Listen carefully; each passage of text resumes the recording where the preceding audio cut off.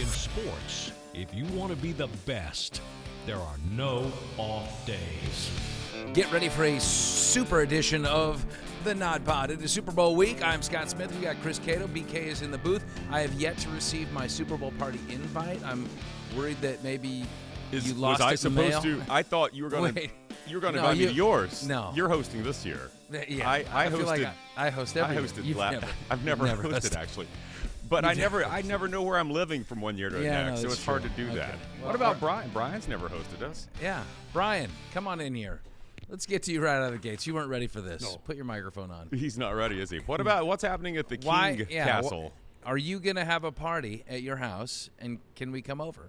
I don't think we have a party planned, but you can come over anytime you want to.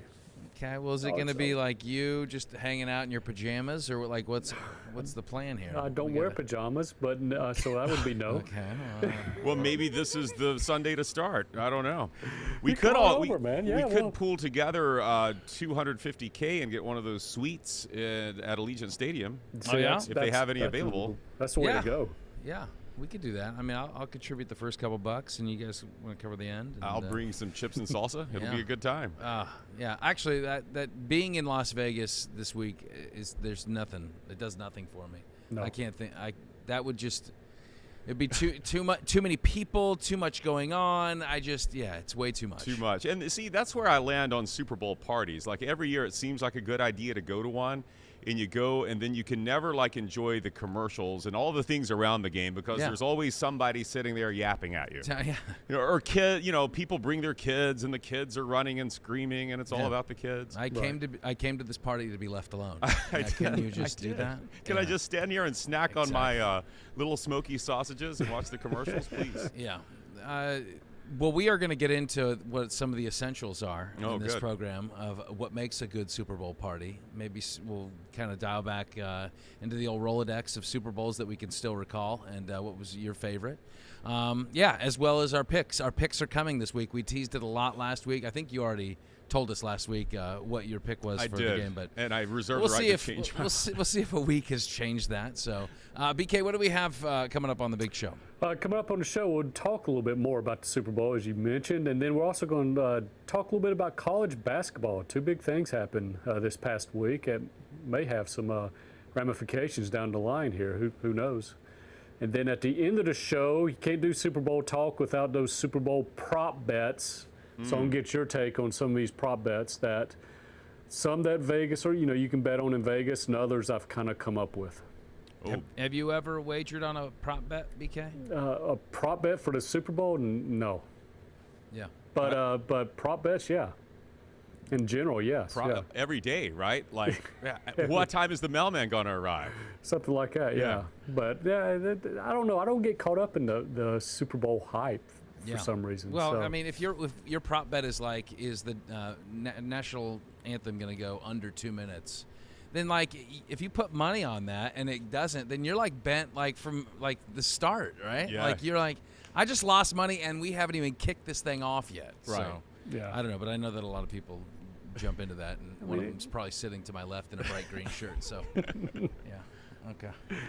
All right, so we will dive into prop bets at the end of the show. Should be a lot of fun. Thank you, BK. We'll catch up at the end of the minute. If you're listening and you want to watch, go to fox13news.com/nodpod. If you're watching and you want to listen or subscribe, you can take out your phone, zap the QR code on the screen in the bottom right-hand corner, and you can find all of our shows right there. Subscribe at fox13news.com/nodpod. So opening night is what used to be the media day, and now they have kind of given it this official title, and you have gobs of media descending on Las Vegas. They said 6,000 credentialed media. I don't know what they had to do to get these credentials, but I'm going to assume that these aren't from the most upstanding outlets. Not all of them, probably. I want to hear from the uncredentialed media that was there. That's what I want to follow. Those are the ones that ask the good questions, So you had a lot of Niner fans on opening night that showed up.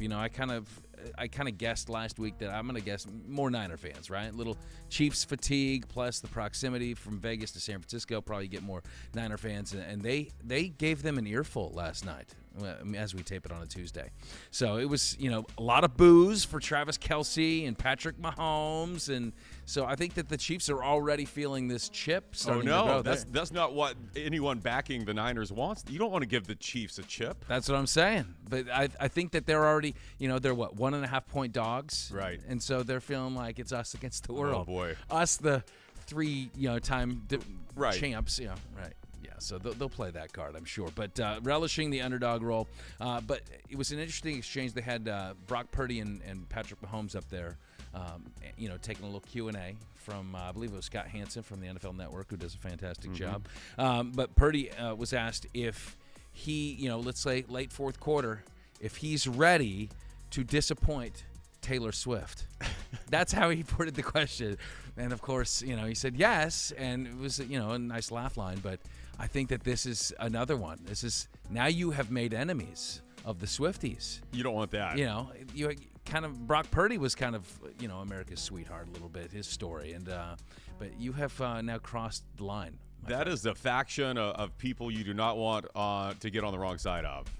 They'll find out where you live and make life miserable. So yeah. He was trying to walk a tightrope there with his answer. I think he did a pretty good job. Yeah, I mean, everything he does is he plays it pretty safe. It's like he was even asked a question about hey, you were drafted, obviously, Mr. Irrelevant. You were the last quarterback selected. You probably remember, just like a lot of players remember, all the players that were selected ahead of them at the same position. You kind of hold that as a chip on your shoulder throughout your career. He's like, no, actually, I don't. I know vaguely that there are a couple guys that were selected ahead of me, but, I'm just happy to be here. And, he's just kind of aw shucks and, seems like a real humble kid. So him against what has become the machine in Kansas City, we shall see. It should be a fun matchup. Do you want to dive into your pick right now? Are you ready for that? Or are you still thinking through it? I guess if you want to do that, let's get it out of the way. Because we've been on such a roll through these whole NFL playoffs, or at least I have. 3 times I've picked against the Chiefs in the playoffs here. And I said last week I wasn't going to do that again. Why would you pick against Patrick Mahomes? Why would you do that? The guy just finds a way to win. But as I sat here this morning with my coffee and kind of struggled over this, I thought, I feel like this is a choice between, are you picking the best quarterback, no offense to Brock Purdy, or are you picking the team with the best players? I feel the play calling's just about equal, with Mike Shanahan and Andy Reid each having a couple weeks. Mike is retired, but Kyle, yes. Yes. Yeah. See, I'm on a roll already. Kyle, yeah. But Mike was good, too. He was. Each having ample time to scheme this up. I feel like the 49ers are going to get it done. I feel like the Niners are going to win just because I like the matchups better. I think both offensive lines are good. I think both defenses are good. The Chiefs' defense has been playing better than the Niners' defense in the playoffs. You look at regular season, they were about equal, both giving up 17 a game. But the Chiefs' defense seems to be have hit another level. The Niners' defense has slipped a bit. But the matchups that I like are what the Niners are going to be able to do with Deebo Samuel. And I like what I think Kittle is going to have a big game. I'm looking for a big Kittle game. And I do believe that Taste the rainbow. Yeah, they're going to use is just going to, with what Purdy can do with McCaffrey, with Samuel, and with Kittle, and then Ayuk's playing well too. I just feel like the weaponry is a little stronger on San Francisco's side, so I'm going to think the Niners get this done. Okay. San Francisco, another Super Bowl championship, according to Chris Cato. If I had to pick this matchup Week 18, I'm going San Francisco, right? I mean, this team has been the better team throughout the course of the season. They had a couple dips there, but I think for the most part, we talk about what this team looks like on paper, and we talk about what this team looked like in the second half against the Lions in the NFC Championship game. And, man, if they can bring that for a full 60 minutes, then, yeah, they will beat the Kansas City Chiefs. But here's where, to me, it's two big factors. The best defense throughout the postseason has been the Kansas City Chiefs defense. Yeah, Spagnuolo's doing a great job. Your defense is showing up at exactly the right time. It kind of reminds me a little bit of what the Bucs defense did when they won the Super Bowl. Like, they maybe were not the best defense all season long, but once the playoffs rolled around, they knew how to dial it up, and they got the best out of their guys. And then you kind of compare, you join that with the best quarterback of our generation, perhaps, in a Patrick Mahomes, who knows how to win in these big games. That to me is the perfect recipe, and it's going to be tough because look, I would love to see a Mr. Irrelevant turns into Super Bowl MVP. Like, I would love that story. That would be great for Brock Purdy. There's a lot of great players on this Niner team, both sides of the ball, but they, defensively, they've been a little leaky against the run game, so I wouldn't be surprised to see Pacheco kind of have a breakout game. What that means for Patrick Mahomes once he kind of breaks out of the pocket and what he can do with his own feet. But, also, like, I just think that the defense has been the strength of this team throughout much of the season. But, like, I don't think they're getting enough heat on the quarterback. I mean, granted, Jared Goff is a guy that, kind of takes, like, the two-step, boom, he's going to fire. Like, he doesn't hold the ball for a long time. I just see that their defense is not peaking right now. The Chiefs are playing great. I think they got that little chip on the shoulder. I think they're playing for legacy, which is a big thing, too. And, I don't know. I got to go Chiefs. All right. You're going Chiefs. I don't want to, but I feel like I got to go Chiefs. I think the Chiefs, though, have all, I don't want to say have gotten lucky, but it's set up well for them in this run because they played Miami in negative 12 degrees, and Miami was banged up. They played the Bills on the road. Yes, it's tough, but the Bills' defense was just depleted. And then they played the Ravens, and we all thought, oh, this is going to be a great matchup. And I don't know what Todd Monken was doing with Lamar Jackson. They tried to make Lamar a drop-back passer. They just went away from the run. So, I don't know. I feel like... Oh, but a part of that might have to do with what the Chiefs are doing, too. I mean, you say that they've had, like, an easier run, but those were three really, really good teams this year. And I don't know. Were they they might have been underdogs in, like, all three of those games. In two of them. They were favored over the Dolphins, yeah. The Dolphins they played the extra game, so the Niners get the benefit of that bye week, too. They've only played 2 games here in the postseason. I don't know. That's a tough run. And so, to your point, I think that weather probably plays a little bit of a factor, but both teams have to play in it, right? Injury is a factor for the Dolphins game. I see that, but I don't know, man. I mean, this is just it seems like a team on a crash course with getting it done, third time in 5 years. But, hey, that's why they play the game, and we shall see. I mean, it was, the last time these two teams met for the Super Bowl down in Miami, it wasn't really that great of a game. It was close for about a half. 31-20, and then the Chiefs kind of turned it on. Wait, are we giving final scores? I'll give you mine. Yeah. I'm going to say 34-28 Chiefs. Oh, you got a high score. Yeah, I got some points being. Total is 47.5 as we tape this. Is it? Okay. What'd you say? What'd you go? 34? I got 34-28, so I guess I'm over. I'm gonna go a little lower than that. I'm gonna say Niners 27, Chiefs 24. Give me a Jake Moody walk-off. We never have a walk-off field goal to win a Super Bowl, do we? No, let's have it. Or hit the doink cam. You wonder, is that a new feature that they're bringing to the CBS crew? CBS has 3 cameras in each goalpost hoping to capture the doink. Is that true? There's probably a prop bet on it. Yes, That's it's true. Amazing. Yeah. Wow, how about that? So you wonder if there's going to be a little bit of an advantage for the Chiefs going into this week because of the fact that the Niners have to practice on soft turf. Substandard. It's not to the NFL standard. Now, I've never heard of the GMAX score before, but I did. I educated myself a little bit. So this is how they grade. Like, let me back it up here a we little go. bit. All right. So the Niners, as the NFC team, they have to practice at UNLV. They don't have to. It sounds like they're going to be making some other accommodations throughout the course of this week. But UNLV has a turf field. They're putting grass on top of it because it's kind of they want a similar feel to what they have at Allegiant Stadium when they usher that grass in. But they're putting it on top of turf, right? Which I'm not. There's really smart people that are fields crew, that they know how to do all this stuff, and I don't doubt that they know how to do that. But in my mind, it's just like, how could that? Of course, it's too spongy. Like, of course it is. You're putting soft grass on top of squishy turf with rubber pellets. I mean. So anyway, back to the issue here. So they had a crew come out and they inspected it and they said, from the NFL, they said, no, it's good. This is NFL standard. It may not be ideal for you, but it's certainly within the NFL standard for this. So there is something called a GMAX score, which actually quantifies the ability of a playing surface to absorb kinetic energy. I don't know what anything I just said. I don't know what any of that means. but it's. I think they sponginess. I think it's telling you how spongy it is. Yeah, I right? mean, it's basically like it's meant for collisions, right? Like a player hits the turf, boom. Yeah. Like if your GMAX score is high, it's a harder surface. If it's low, it's a softer surface. But I think that's what it means. So anyway, the normal for NFL is 70 to 80. That's the number you want. Sweet spot, yeah. So this field got a 48. Oh, really? You're like running on sand, baby. It got 48, and like the NFL crews have been working on it. They've been trying, and they bumped it up. They got it up to like in the low 50s. Goodell said that's not true, though.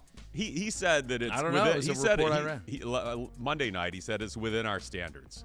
Okay, but you're right in the fact that Adam Schefter, who's usually right about these things, has been told that it scored much lower than that. By the way, the GMAX.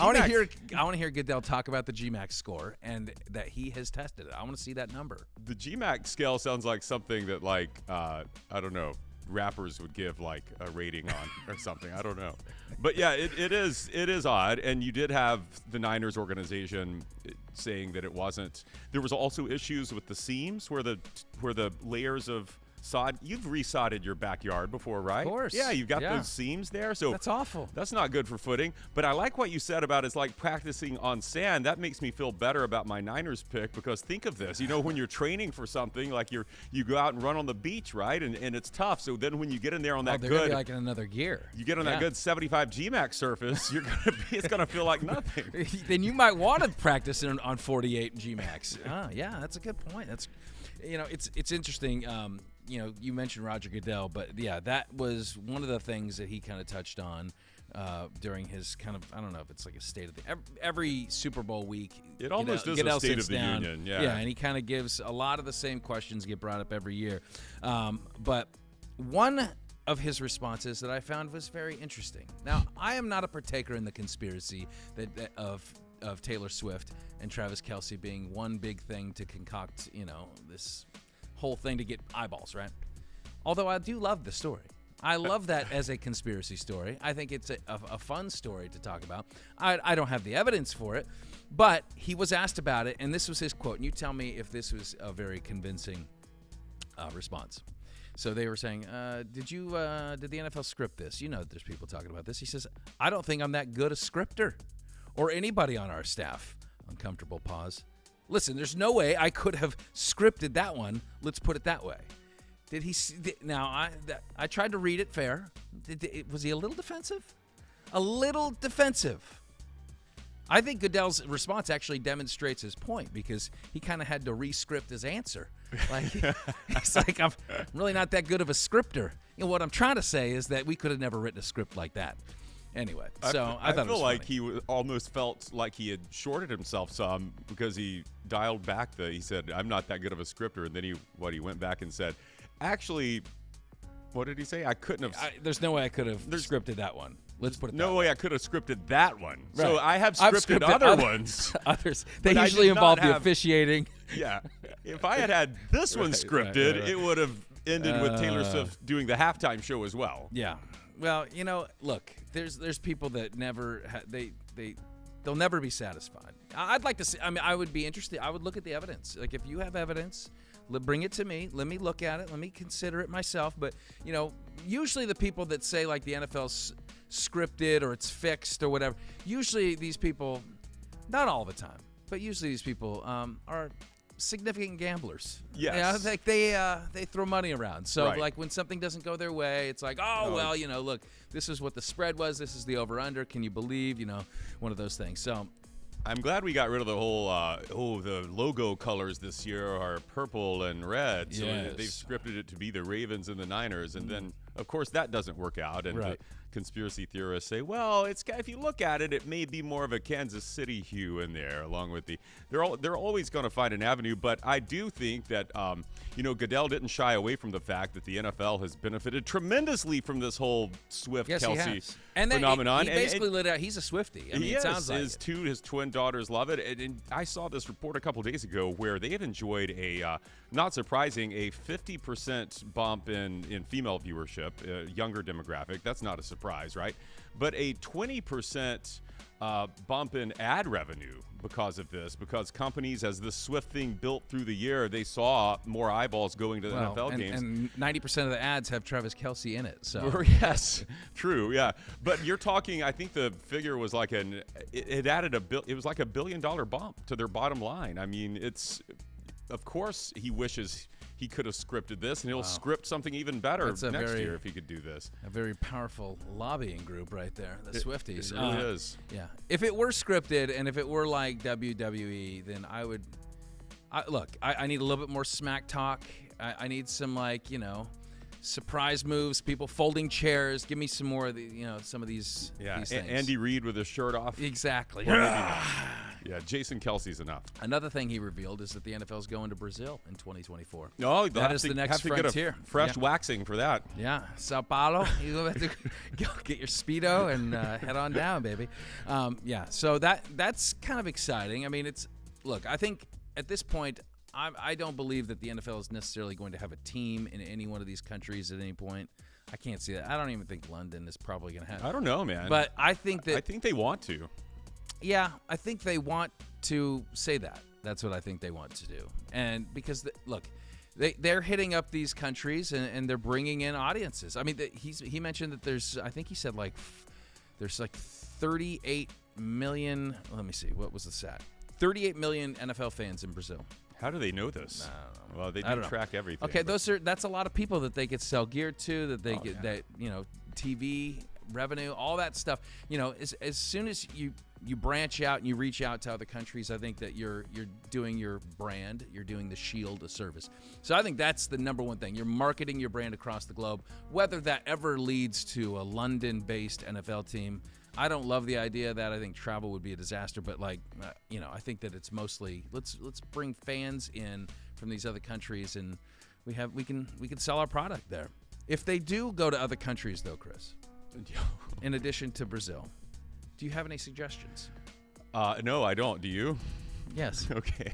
Glad I asked. So I like Brazil, but I was thinking maybe like an Amazon rainforest, kind of like how baseball did the Field of Dreams. They cut it out of the cornfield. Yeah. Like you can cut a football field out of the Amazon rainforest. I know that there's probably a lot of people there's already deforestation. Yeah. What are we doing I know, here? but for the NFL, isn't it worth it? Right?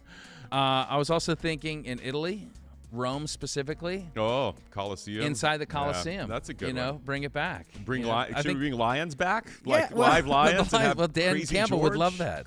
I was thinking the Parthenon. They might have to, they have to reduce the scale to about a third size. What about one in Peru, Machu Picchu? Ooh, have a football game right up there on the top. Tough to do those steps, though. Yeah, well, you fly in. Egypt, there's a lot of space in between those pyramids. I think you could even put like an owner's suite in one of the pyramids. So glass, and they could sit inside the pyramid and watch the game. Yeah, like in the Emperor's Tomb. Yeah. Those are Emperor's Skybox. Those are good ideas. Yeah. I think the moon has to be part of your 20-year plan. It's on the horizon. Right, Do you think in Brazil the fans will sing Take Me Home Country Roads? Or do you think they'll go like with a Ricky Martin song? Or what happens there? I don't know. Was Ricky Martin big in Brazil? He's big everywhere, isn't he? I think and I've seen, in addition to Brazil next season, they're doing 3 in London, because you got 2 at Tottenham Hotspur. Yep. And then the Jaguars have their standing date in Wembley. And then we have the Panthers playing someone in Munich again at Allianz. Do you think that could be the Bucs? If it's because I think you know how the NFL tries to market these certain teams, and the Bucs tie-in is Germany, right? That's what we saw when Brady and the boys went there to play the Seahawks. There's Bucs fans all over this area of Munich now. Yeah, so. it's a possibility. I mean, so who was the team? Panthers. Okay, so it's a Panthers home game. Yeah, they could potentially do that. I don't know if they would do it so quickly, because it was just last year that they were in Munich, that they would go back 2 times in 3 years. That would seem like a little much, but yeah. But if you're trying to build, like, if you've got a fan base there, like everyone's running around in Bucs gear, and the Jags are over in London every year, just about. So that could be global takeover. They're big happening in Germany. It's David Hasselhoff and Baker Mayfield. And John Denver. Yeah. And John Denver. It's just a natural fit. All right, coming up on the other side, we are going to dive into what BK talked about at the very beginning of the show, a new chapter in the college athletics and pay for play and NIL and the Wild West frontier that is college sports. So stay with us when the Nod Pod continues. We'll be back with that.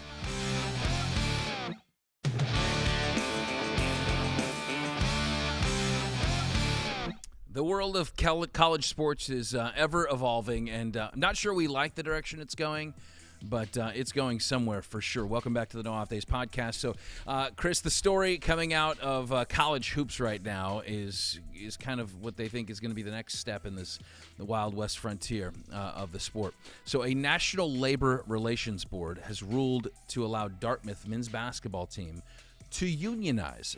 So they're now at the step where they have to vote whether they want to form a union, which would be a first in college athletics, effectively changing the designation from student athlete to student employee. Yes. And so as an employee, these Dartmouth men's basketball players would be able to negotiate salary. They say that they've already testified before this labor board saying that they do work 40 hours a week on basketball. So have you seen them play? I'm gonna call foul on that. They're the worst team in the Ivy League, so 40 hours maybe they need to put a little bit more overtime in. So I'm gonna say that they're trying to push this along, and this may end up a Supreme Court decision right down the road. So the question is, though, what is next? Right? This is the Northwest football. I think tried to do this. They about did. A decade 2014. ago. They tried to do the union thing. I don't think it went through. I think the NLRB or whatever, squashed that. But now they're saying, yes, they can vote to unionize. So all you have to do is you have a 15-player basketball team, and more than half of them have to vote that they want to form this union. And at that point, they can, start to consider themselves employees. Yeah. What's my salary? Am I what minimum wage? All this what kind are of my working hours? Exactly. Yeah. So, the school it doesn't offer scholarships, and I wonder how much this factors into it, right? The school doesn't offer scholarships. They don't really actually bring any revenue in from their major sports. This is an Ivy League school, right. So it's not University of Alabama or Kentucky, whatever hoops. So it's a little different when we think of a traditional scholarship athlete scenario. They're not on scholarship. Yeah. But ironically, or maybe unironically, their name is the Big Green, so that's what they're going for. That's what they're trying to get that. But they would eliminate collectives in this model. So the collectives are gone. NIL money, I don't know if that just funnels straight to school, and they would operate that, but they're treated as school employees. So I don't know how it's going to work. I mean, the one thing you hear about from universities is like you get tenure, right? So you can't be fired. So if I'm a 3-year starter for Dartmouth men's basketball, you can't bench me, coach. I have tenure. No. I'll take away your scholarship. No. Wait, I don't have one. No. I don't have a scholarship. Your thought on just kind of what this is looking like it might go toward. I don't know if it will have any staying power. But it's certainly a new chapter. Well, I think even if this ruling doesn't stay, there are other cases out there pending that are going to lead to the same thing, which is student athletes unionizing and becoming paid university employees. I think this has been heading this way since the 2021 Supreme Court ruling in the Alston case, where Justices Gorsuch and Kavanaugh basically said you can't use antitrust laws to exploit student athletes, and student athletes should be compensated. The genie is already out of the bottle. It's not going back in. And what this is leading to, and I think, in a matter of a few years, and I look at everything, of course, through a college football lens, is this, for anyone who is unhappy with NIL and the transfer portal, this is actually the easiest solution to it. This takes NIL out of the equation in terms of having these collectives that are doing your recruiting for you. Now, your student athlete, your basketball player, your football player, they're a paid employee. So you can say, okay, as Rick Pitino suggested, I believe, sign a 2-year contract. And this is what your salary will be, and we will base this salary on what we have in our NIL fund. Yeah. And universities in football are getting this tremendous TV revenue.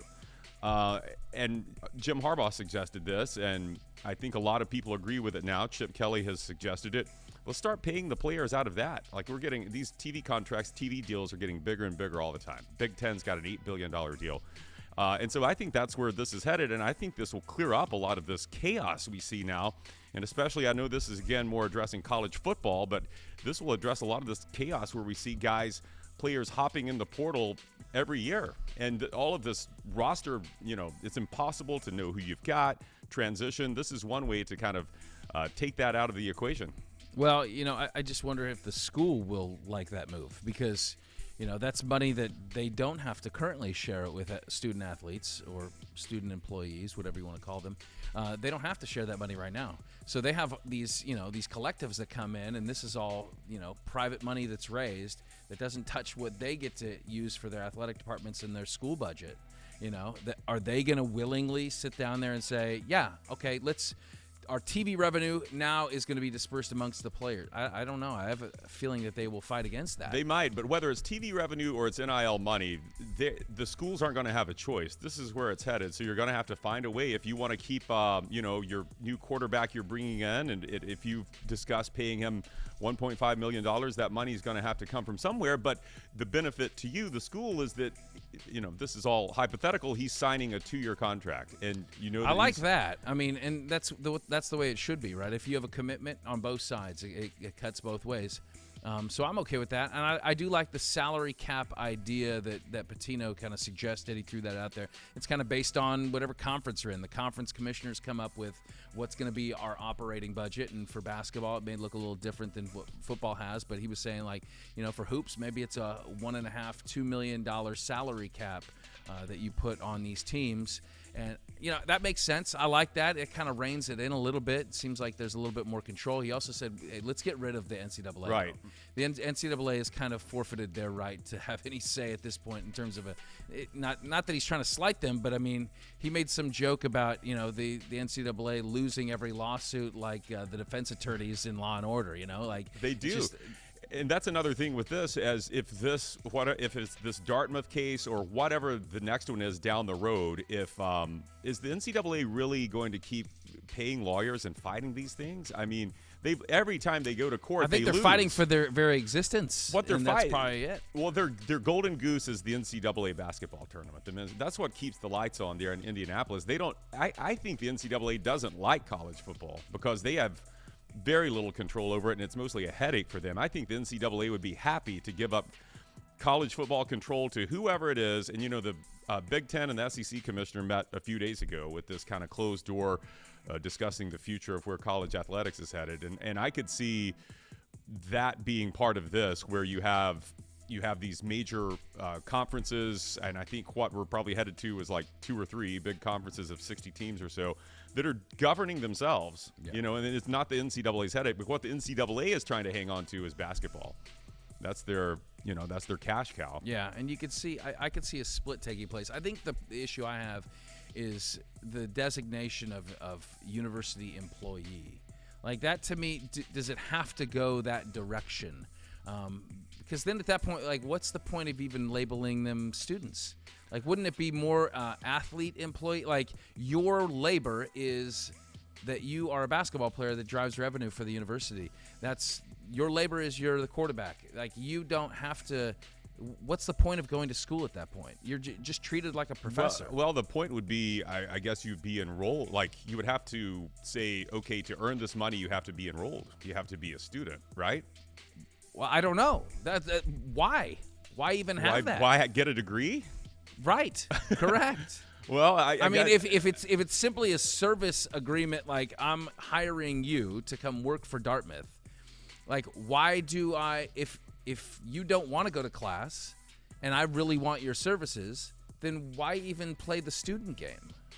I mean, but there are some of these and certainly more in Ivy League, but there are some athletes who really do want a degree. Now, I know that we think of big, major college football players that think, I'm going to play in the NFL and it doesn't matter, but I think there are a lot of them, probably the majority, that do want a degree. Right. And for those people, yes, okay.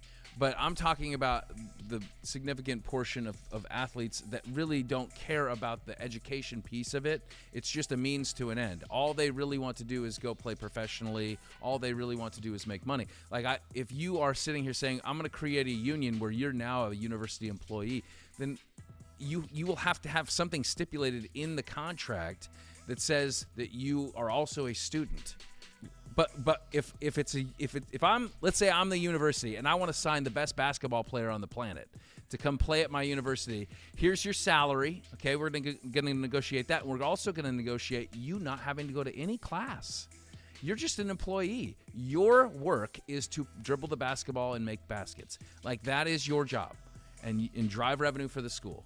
That's what is to stop that from happening. Like, there's just nothing. To me, maybe I'm missing something. Well, that's I don't know. The thing I worry that's interesting. I don't know. If that's the case, though, then this athlete you talk about wouldn't, and it's already happening, they would just go to the NBA if they're good enough, right? Why do I need to come to your school at all? Well, that's a great point. I guess if you want to make it a development league, like, if I'm not quite good enough to get in the league. Well, that's essentially what it is, right? Yeah. So, like, that's all we're talking about really in college sports is it's this leap between amateur and pro. Especially major and everybody's college saying football. Once you pay them, they're professional anyway. So they just need some type of bridge, right? Like, you can't go straight from high school to the NFL. So there needs to be some type of semi-pro level where you're getting paid and compensated. And so that's basically all college sports is turning into. And I don't know. To me, if you can unionize, still the university can keep some level of integrity in, like, being an educational institution without making them employees, but you can still have, like, kind of a third-party union that represents these student athletes but their education is still binding. Like, that, to me, I don't know how it all works. I'm not smart enough to figure it all out, but the employee part feels dirty to me.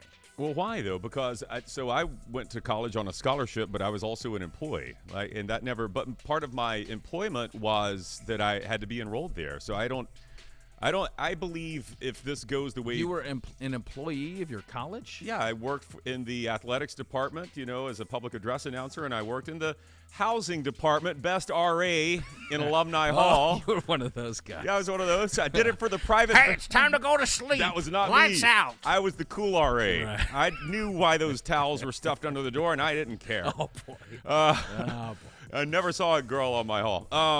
No, but my point is, like, what's the difference? I always wondered that, like, why can't these athletes have income and have jobs when other students? I'm a biology major, and I also, created this product here that I'm selling on the side because I'm a really good chemist, and I'm making money off of it. Oh, but you're a basketball player, but you can't go, sign some autographs. Sorry. Yeah. It's always seemed strange to me. It's all strange, and quite frankly, it's only getting stranger. It really is. I don't know where we're going. I don't know that I like the direction it's going, but it's going. So we're it's going. Oh, it's going, buddy. All right, coming up on the other side, we're going to dip back into the Super Bowl. We're going to kind of dial back the old memory machine and figure out what our favorite Super Bowls were. Oh, yes. And then of course, if you're having a Super Bowl party, what's on the menu? It's the most important thing if you want Chris and I to show up. And if you don't want us to show up, then put stuff on there that we don't like. Onions, right? Yeah. Stay with us. The No Off Days podcast continues after this.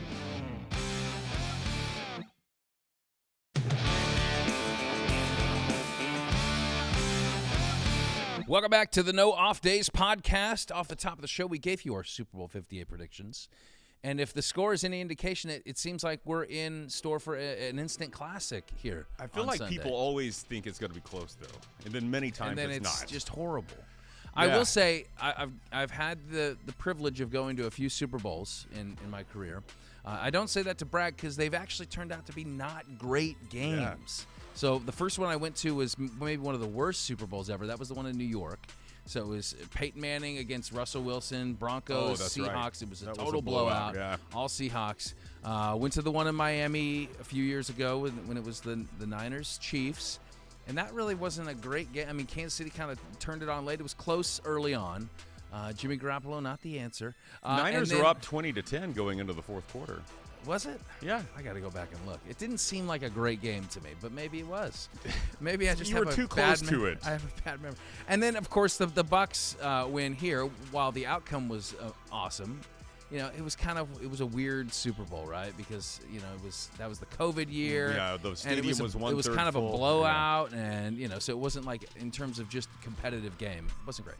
So that kind of brings to mind, like, what in your lifetime do you remember as like your favorite Super Bowl experiences? I think they are mostly blowouts from my early childhood. The first one I remember, like, just sitting down and watching, like, having paid attention some during the season, was the Bears and Patriots. This would have been the Super Bowl 20. Okay. 86. Is that Refrigerator That's Perry? the fridge, yeah. That was the Super Bowl shuffle, right?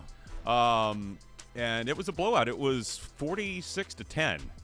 And then we had a run there in the 80s where they were all bad. It was like the Broncos got blown out a couple times by the Redskins. There was the Doug Williams game. They scored 35 points, the Redskins did, in one quarter. Yeah. 35 points. The Cowboys blew out the Bill. There was a run of blowouts, and it was like one of my early memories was the Niners pounding the Bengals. Yes. That was not a great game. No. There was a good, now this is in my honorable mentions, Super Bowl 23, 1989. This was the Icky Shuffle year. I was the only kid in Alabama that had a Bengals jacket because I fell in love with Icky and with Boomer and that lefty there. Can you demonstrate the Icky Shuffle for us? I'll try. Hang on. I don't really. There we go. Let me make sure all my stuff is tucked in. All right, zoom out. He had the ball, right? He scored the touchdown, and then I don't remember. It went something like this, and then a little like this, and then he's tangoing. Yes. Was that it? It was. Yeah. It was like, I think it was a step and a step to the right, 2 steps to the right, 2 steps to the left, and then I think it was the spike. Yeah. So but that was a good one because Montana they had a 92-yard game-winning drive at the end to win that one, and that one's on my honorable mentions here. Was that the drive? That was, I don't know if that one was called the drive. Oh, okay. But anyway. So, but when I think about the best ones, they're really all pretty recent, right? All right, you give me one, and I'll give you one. I'll start my, number 3 here on my list. Super Bowl 49, 2015. Patriots beat the Seahawks. Shocking twist at the end. Seahawks have the ball in the 1. We know what happened. Malcolm Butler picks off Russell Wilson. That's your number 3. Yeah, that's 3. That's in my top 3. I didn't order my top 3 though. I didn't want. I was too lazy to do that. But yeah, that might be 1 or 2. Yeah, you could argue it could be 1 or 2. Yeah, sure. I mean, that was one of the best defensive plays in the Super Bowl ever. Jump the route, and then of course everyone gets to. And you're like, dude, nobody could have stopped Marshawn Lynch. Right. We all became experts, and why didn't you hand the ball to Marshawn? Well, you don't have to be an expert. It's pretty obvious. My goodness. Yeah. No, that was a great one. Yeah, one of Tom Brady's many Super Bowls. He wasn't even on the field for the winning play, but okay. Yeah. I think I'm going to go Super Bowl 43. That was one here in Tampa. That was Ben Roethlisberger's comeback. Santonio Holmes dragged the feet end zone against the Kurt Warner-led Arizona Cardinals. I mean, Warner in that offense looked great. Larry Fitzgerald, but man, some late magic by Big Ben and the Steelers to get it done. What was that? That was like the last minute, right? Yeah. Oh, they scored with 35 seconds left. Yeah, that was a great one. That's number 1 on my list only because. Okay. Good. I'm glad I stole your thunder since you stole my. Okay. Well, I also thought about where I was when I watched it, and part of it is the environment, right? Sure. And so I was in a restaurant. Have you heard of Quaker State and Lube? Quaker State and Lube. Like, is it like a? It sounds like oil change place? Right, that's what they base it on. But it's a Pennsylvania chain. Okay. So tons of Steelers fans. Oh. And I was with a buddy who's a Steelers fan, and that's what made it fun. But remember, they were winning like 20-7. Arizona was losing 20-7 going into the 4th, and so the place was going nuts, and then Kurt Warner and Fitzgerald started putting it together, and they went up 23-20 until that game-winning drive there. So I think. Who did you want to win that game? Steelers? For my buddy, the Steelers, but I was kind of enjoying it when the Cardinals. I love Kurt Warner. I thought it was that's why I had it number 1, just that in that environment, and plus that catch by Holmes is one of the best in NFL history in a clutch moment. Oh my gosh, that was such a good one. Yeah, I was pulling for the Cards in that game. Okay. Do you want to tee up another one? Yes, what I have left here. This was number 2 on my list. Again, recent. Super Bowl 51, 2017. It's the only Super Bowl to go to overtime. I was watching this. This is pretty good company, too, with you and our mutual friend Adam at his house. Shoo. What can you say? I don't even remember that. This is how memorable I am at Super Bowl party. I just want to stand in the corner, eat my little smoky sausages, and watch the commercials. Yeah, that was the 28-3. That was the comeback, right? Yeah, so that was the Brady comeback. turned it on. Yeah, that was a very good game.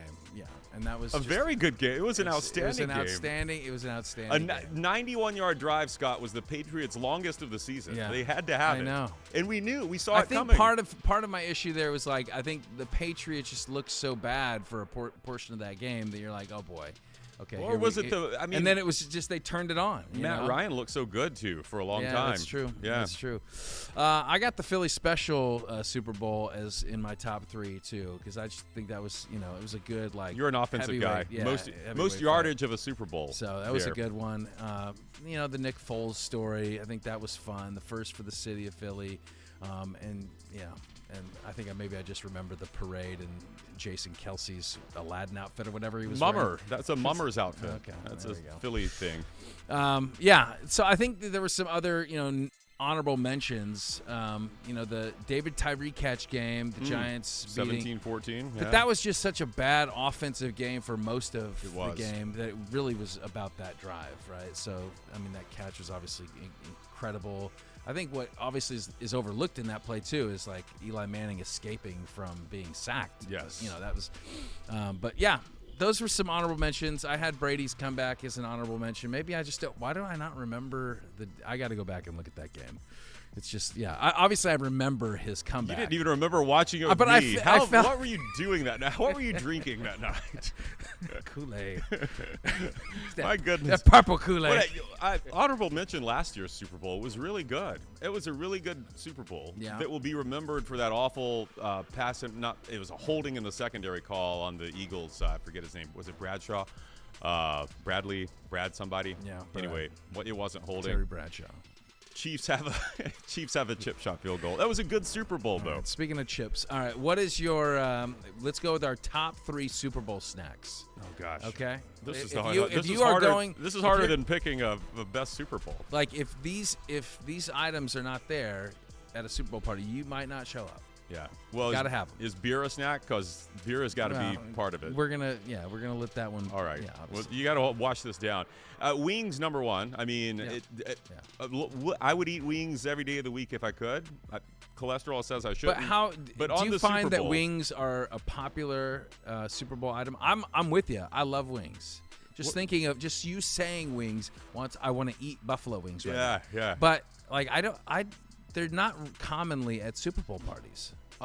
Because I think people, it's too messy, and it's too fingery. I think that's the day where it's acceptable to have really messy fingers and stuff on your mouth. Yeah, I think that's one of the biggest wing ordering days of the year for you. You've been going to the wrong parties. What are we having here? So. Charcuterie? Yeah. It's got to be wings. I especially want name drop here from our friends over at Hat Tricks. Hat Tricks, yes, the Dave Shake and Bake. Okay, well, the Dave Shake and Bake. If you mention Hat Tricks 3 times, I think they show up. Actually, they might just show up. I got pizza. I mean, pizza is. I know it's not really like an appetizer, but it just you got to have pizza at a Super Bowl party. That's a snack. Yeah, a little pizza snack. And then I kind of grouped this as like a trifecta, right? So you got to have one of these 3. If you have all 3, then you're really doing things. So I need salsa, guac, and a 7-layer. If you go all 3, you're a winner. Brian, are you taking notes for your party? You're going to invite us to. The salsa is key. I'm a big salsa snob, and if you have bad salsa, runny. How about really and runny? That's your salsa? only option. No. Do you like runny, flavorless salsa? I don't like. I like fresh stuff, but like the La Victoria stuff. No, man.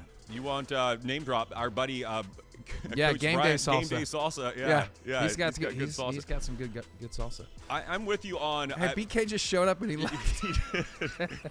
You started talking about salsa. That's kind of like when he shows up at your Super Bowl party and he just leaves.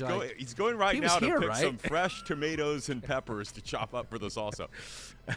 What about you, Brian? What has to be there if you're going to a Super Bowl party? It's got to be those little pigs in blanket things. Really? Yeah. That's weird.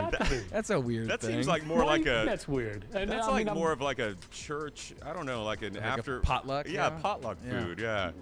No, it's appetizer food. What about? Okay. I've All been right. to I'm down with those. I'll eat for them. sure. I won't turn them down. Mustard? You go mustard? Oh yeah, mustard. Okay. Yeah, and you just there's those things you can just pop it and you never know how many you eat. It's the same thing with the game changers sliders. Any slider, I mean that's when you put on your plate. You can knock out 4 of those and no one knows. That's what you want. You want food that like you think back and you're like, I think I ate 47 pigs in a blanket. Right.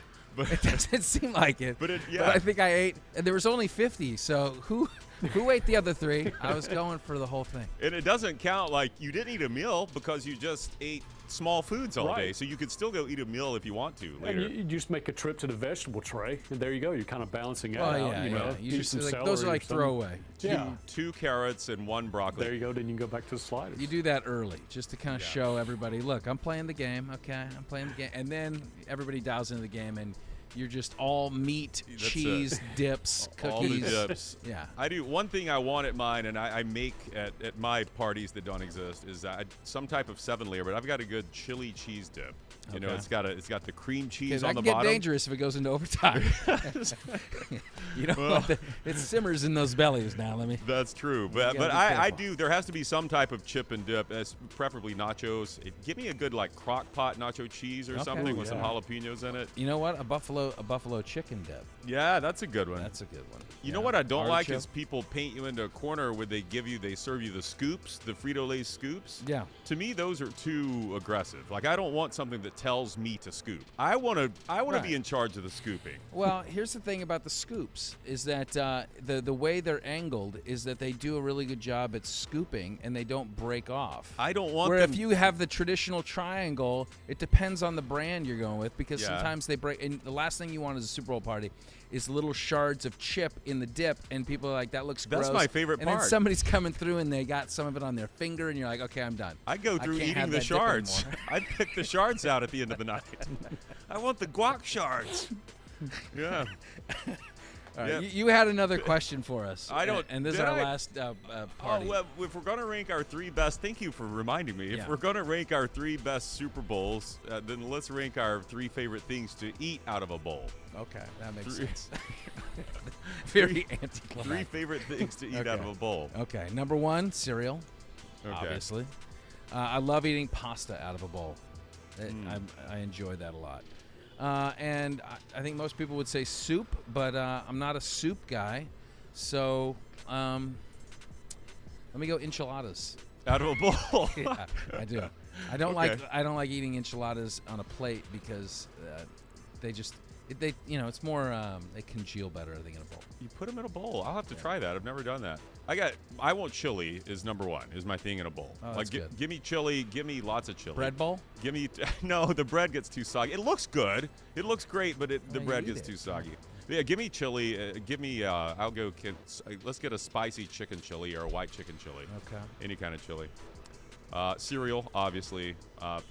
Obviously, Cinnamon Toast Crunch would be number 1 out of that.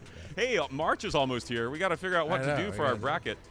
And then 3rd thing out of a bowl. I didn't think about pasta. That's a good call. Yeah. Like ravioli. No. Noodle, like noodles? Like actual noodles, yeah. Yeah. That seems... You need a surface to spin it against. Yeah, no, that seems savage. The 3rd thing in a bowl would probably be like a bowl, like a Chipotle bowl. But I've got to order it in person. I don't when I do the DoorDash or I do the. Yeah, it's too soggy. Well, they load you up with rice. You get only rice if you allow them to make it for you. If you do an online order or through the app order and they make it for you, you're getting all rice. So I have to be there and be the person that sticks my hand over the glass protector and say that much. I want extra carnitas. Give me those shards. Hey, stick your finger in there and then wipe it on my burrito. All right, BK, do you have any favorites that we didn't mention? I mean, ice cream. Ice cream's got to be out of the bowl. Forgot about ice cream. But I prefer ice cream on a cone. I like the cones too, but sometimes I just get. I like a bowl. I find I eat less ice cream in a cone. Yeah. Salad. A salad in a bowl because some people put salad on plates and you're chasing it all around the plate. It needs to be in a bowl. You put the dressing in. Yeah. And it traps it. The dressing. It all comes back to the bottom. What about a runny acai bowl? Is that how you say it? No, normal people don't eat that. Yeah. Okay. It's like a fruit smoothie. It's got some things in it. All right. I think we've exhausted this topic. Very good. On the other side, BK, give us a tease. What are we looking forward to this last block? Super Bowl prop bets. Yes. Some you can find in Vegas, and some you may not be able to find in Vegas. All right. I'm taking the over. Stay with us. The Nod Pod continues after this. On the national anthem?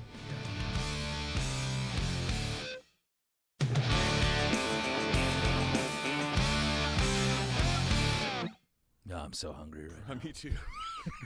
all we talk about during the break is what we want to eat for dinner. Oh, my stomach's rumbling. All right, let's bring BK back in. Welcome back to the Nod Pod. It's time to dial up some prop bets. Everybody has their picks on who they think is going to win the Super Bowl, but I think the more compelling lines that are out there are things like what? The color of the color of the Gatorade, the length of the Super Bowl national anthem. Things like that, yeah. All right, what do you got for us? I'm going to start off with a couple, and you go ahead and you tell me what they are. I guess the first two are kind of the more traditional types. I think you can actually find these in Vegas. The first one is, it's not necessarily what the coin toss will end up being, but will the team that wins the coin toss win the Super Bowl? Oh, okay. Now get this, 25 teams have won both the coin flip and the Super Bowl. 25 out of 57. So yeah, so it's less than 50%. And up until last year, it was like a 8-game losing streak. So if you won the coin toss, you lost the Super Bowl. Well, I mean, there probably is something to that. A lot of teams are deferring, so they get the ball in the second half. So you want a strong second half team. So I think winning the Super Bowl and probably winning the coin toss, you said it has been or has not been? No, if you've won the coin toss, you've lost. You've won 25 that out of the undermines 57. my theory right there. Oh, yeah. Yeah. So what are we picking here? Whether we're picking... Whether or not the team that wins a coin toss win the Super Bowl. Will they? Yes or no? I'm going to say yeah, based on what I just said. I'll say no because he said yeah, and it's a 50-50 chance. There you go. All right, analysis on this. It's so good. What I like about that is that you're dialed in from the very beginning to the very end. You are, You know exactly. what I mean? There you go. That's true. This is how much thought gamblers put in it, too, before they make that wager. Is that considered a parlay?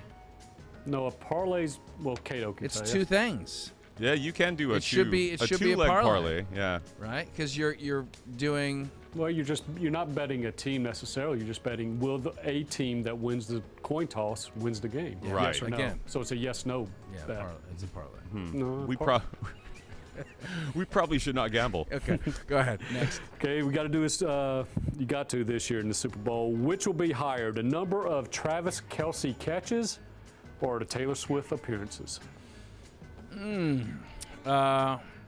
Those two you can find in Vegas, actually. Yeah, These two. I actually think it's going to be Kelce catches, and I don't think it's going to be that close. Yeah. I think we'll see a couple sightings of her, but is this during game clock, or is this including the entire broadcast? I guess during game clock. Okay. Yeah. I'm going to say we have probably about 4 Swift appearances. I'm going to say Kelce has 8 or 9 catches. Yeah, I totally agree. Ooh. I feel like the NFL, has gotten some pushback from people on. Yeah. The networks have too on the number of Swift cutaways, and she was only shown like 4 times, I think, during that last game. So especially if the Chiefs are winning, they're really going to dial back those Taylor Swift cutaways because people are going to be like, "See, here comes the conspiracy theorists out of their cave." Yeah. Okay. Okay, I disagree. I think Taylor Swift, every time Kelce catches a ball, they're going to show Taylor Swift, so that matches out. So I wish they would show her when he drops one. I do too. And she's like just angry, Yeah. like, "Oh no!" Or like a holding penalty on Kelce, then they show her. Now, if she shoots out from the bottom of the stage and interrupts Usher's halftime performance and takes over, okay, that could blow it out of the water. Yeah. That's what we need. We That need would to be see cool. that. Okay, you want another one? Yeah. These are ones you probably cannot find in Vegas. Which will be higher come Sunday? Travis Kelce receiving yards or Tampa's high temperature for today? Paul Delgado told me it's going to be 79 degrees. So will Travis Kelce have more than 79 yards? That is such a Man. great. Who thought of that? I did, man. Oh, you did? Yes, This is at the this is BK not- you book. can't- How about that? That's very good because that is a tough one to call. That is. That's right there in that sweet spot. You said 8 or 9 catches, Yeah, so Scott. I think he's going to have a big game. I think he's going 100 over. So let's, I'm going to go Kelce yards. Let's go. Let's go under. Okay. Yeah, he's going to score at least one touchdown, but the Niners are going to do a good job of limiting him to short catches. So. Okay. Very good. I like Cato's thinking there. Okay. Which will be higher, the number of times chains are used for measurements, or Cato's appearances all time on forensics files? Ooh, another good. Is this found in Vegas too? This is not in Vegas. These are just. This is in. So you've only been on that show once, though, right? No. Twice. Right. Twice. Yes. Number of times the chains are used. Yes. They drag the chains. You mean where they out, bring them out on the field? For a measure the- measurement. yeah. Yeah. That's another good question. Yeah. I'm gonna. Unless there's like a secret appearance on forensic files I don't know about, I'm going chains. There could be a murder between now and the Super Bowl, and they interview me again. That's very likely. Drag the chains out. I'm going to go under. I think that, these NFL officials have shown the ability to do some terrible job of spotting the ball, and we won't have a lot of measurements, just one. So, Cato forensic files, over. Was it a murder? Was that what you were It's on? always a murder, Scott. Yeah. It was the husband, wasn't it? It was a customer of this hairdresser, sadly, in Spartanburg, South Carolina. Wow. And then it was a boyfriend, not a husband, who murdered the sister-in-law of Desmond Howard. Whoa. Wow. I know. Wow. Desmond Howard's sister-in-law in Spartanburg, South Carolina. Wow. Was killed, sadly. It was an awful case, and it took him a long time to solve it. The episode's called The Skeleton Key. I don't know what season And they're it aired all in. available on YouTube, huh? Yes, or you can subscribe to my private platform behind a paywall. Submit your credit card and the email to Chris. Okay, very good. All right, we got any more? Yeah, we got a lot more actually. Which will be higher, the number of commercials that have dogs in them, or the years that Scott Smith has worked here at Fox 13? Wow. It's got an anniversary coming up. Another good question. I do have an anniversary. This is my 2-year anniversary. Well, Nah, I went in dog real years. Well, my anniversary date is actually it's actually February 29th. Oh, So it's you a were leap year. leap year So guy. I technically am. Wait, so have you been here 8 years come February 29th? Correct. Yeah. I did math. There you go. Well, if I bet on the number of commercials and it seems to exceed that, then I'll just quit on the spot. That way, No. I'll make the money. Yeah. I don't know. Dogs are going to be in like every commercial. yeah. So, is it over 8? Yeah, I think so. I'm gonna go dogs. Okay, you're going dogs over your number of years being 8 that you've worked. Man, you should work at a sports book, Brian. These are tough. I will say under. I know that we're going to have Budweiser, Anheuser-Busch has said they're going to bring back Clydesdales with dogs. Wait, now can multiple dogs appear in one commercial? I guess so, yeah. I mean, yeah, it could have a dog in the background. So But it all, just- all that it'll just take counts- is one. I didn't understand that. I thought you pedigree meant commercial. individual commercials with dogs in them. I don't think it has to be a He's commercial still that working it features, that features a dog. If it's just, it seems like every commercial has I'm not dogs in it. saying the Asking dog's. too many questions. I'm not saying the dog's a star. I'm just saying, tell me if you mean a commercial that has a dog in it, or if you mean numbers of dogs in all commercials. In other words, there's a commercial that has a kennel in it, and it's got 80 dogs. All right, next question. Oh boy. Okay, Spuds which will be McKenzie higher? coming back. I'm playing for money here. I need a real answer. Which will be higher? The jersey number of the first TD scored. Okay, so the player, whatever his number is, scores the first TD. His number will be higher, or the number of years I've worked here. Okay, so you've been here for about 57 years. 57 years. So if a lineman scores, Hang on. I'm trying to get reacquainted with their numbers now. Let me well, see. you got. I've been here 25 years. Right. So you got Christian McCaffrey. You got Okay. Yeah. Debo. I think, but hang on. Who's my guy? Pacheco. Is he 26? I think he's like 1, isn't he? Is he? Is he? I thought it was low. He's 10. 10. 1-0. Yeah. And of course Mahomes. So yeah, I'm gonna go the jersey number. Yeah. Yeah. Okay. You're going jersey numbers higher. Scott. The jersey number of first touchdown scored, or the number of years. So I'm gonna say the jersey number of the first touchdown scored. Will be higher than 25. No. Oh, no. Okay, I misunderstood that. Yeah. Sorry. I saved you. Yes. See what I did there? Yeah.